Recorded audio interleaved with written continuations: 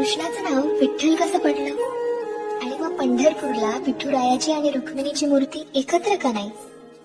ह्या मागचीच ही एक पौराणिक कथा. कृष्ण निजला निवांत, आठवली त्याला राधा. राधेला केले जादूने जिवंत, जणू काय झाली त्याला प्रेमबाधा. समोरून आली रुक्मिणी, कृष्णासंग राधास पाहिली. डोळे झाले लाल लाल, म्हणे मी कृष्णा सोडून चालली. कुठे गेली रुक्मिणी कुणास बाई ठाऊक, कृष्ण भटकतोय तिला शोधत, होऊन व्याकुळ भाऊक. पोहोचला बाई कृष्ण शोधत तिरी चंद्रभागेच्या, आणि रुक्मिणी दिसली दिंडी रावणात पंढरीच्या. कृष्ण म्हणवितो रुक्मिणीस, पण ती रुसलेली फार. म्हणतो कसा, अगं रुक्मिणी कसा करू मी तुझ्या विना वैकुंठाचा संसार. रुक्मिणी नाराज, त्यातच कृष्णास आठवे भक्त एक थोर, नाव त्याचे पुंडलिक, लय गुणाचं ते पोर.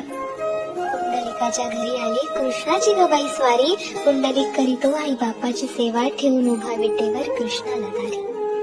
वाट पाहता पाहता कृष्णाची मूर्ती राहिली, विटेमुळे विठ्ठल त्यासी प्रचिती झाली. 28 युगे झाली लांब उभी राहुनी, रुक्मिणी रुसवात घरी, अवघ्या भूमंडळाचा संसार बघत विठ्ठल उभा विटेवरी. भूमंडळी म्हणे विठ्ठलास बाप, आणि रुक्मिणी साई, आणि बोला जय जय विठो बालक